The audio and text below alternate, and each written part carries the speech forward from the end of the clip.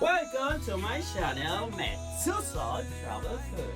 Today, in this summer, I'm going to make really delicious drink because outside is really hot.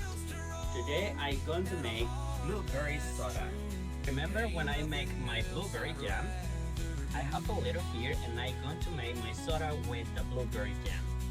And we're going to use the different ingredients today, like blueberry jam, salt, water or lime, ice mint, and mineral water with ice. And I'm going to put a little mint just because I would like to give really good fresh flavor to my drink. My quarter of lime is of salt, my blueberry jam, because I put 3 tablespoons. I'm going to put the mineral water. I'm going to stir. Now it's time to drink. So fresh, guys. I recommend you for anytime, for summer party, whatever you want to do. Thank you for watching my video and see you soon. Enjoy your drink. Thank you. Bye bye.